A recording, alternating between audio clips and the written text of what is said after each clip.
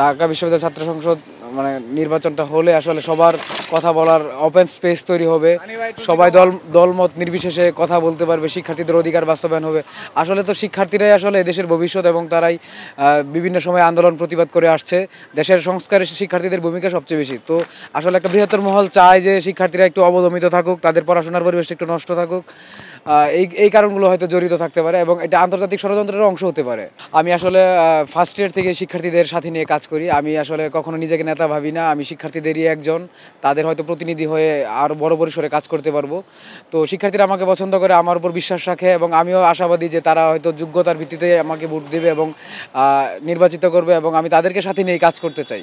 আমি তো আসলে সাংবাদিকতা ডিপার্টমেন্টের ছাত্র, তো এই হিসাবে আসলে প্রচারণার জন্য একটা নতুন একটি কৌশল আসলে অবলম্বন করেছি, যেটি আসলে দৃষ্টিনন্দন এবং মানুষ আসলে এগুলো সংগ্রহ করতে চায়। তো এর মাধ্যমে খুব সহজে আসলে ভোটারদের কাছে আসলে এটি মানে পৌঁছিয়ে দেওয়া যায়।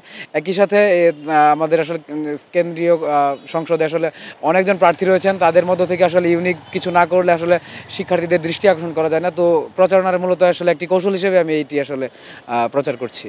আমি আসলে কথায় নয়, কাজে বিশ্বাসী। আমি শিক্ষার্থীদের নিয়ে সবসময় কাজ করেছি, তাদের পক্ষে ছিলাম, তাদের সাথে সবসময় আমার সম্পৃক্ততা রয়েছে। আমি শিক্ষার্থীদের এই জন্যই বলেছি যে আমি যদি আমার যে ইশতেহারগুলো রয়েছে, 9টি ইশতেহার রয়েছে, এগুলোর যদি দৃশ্যমান কোনো উন্নতি না মানে দৃশ্যমান কোনো অগ্রগতি না দেখাতে পারি, তাহলে আমি শিক্ষার্থীদের ম্যান্ডেটের প্রতি সম্মান জানিয়ে পদত্যাগ করব। উমামা একই সাথে আমার বন্ধু এবং আমরা আসলে ব্যাচমেট। তো ওই জায়গা থেকে আসলে উমামার সাথে আমার দীর্ঘদিনের পরিচয়। তো সেই দৃষ্টিকোণ থেকে যদি বলি, তার প্যানেলের সদস্য হিসেবে নয়, তার সাথে ব্যক্তিগত সম্পর্কের দৃষ্টিকোণ থেকে যদি বলি, তার চিন্তাভাবনা খুবই পরিষ্কার এবং স্বচ্ছ।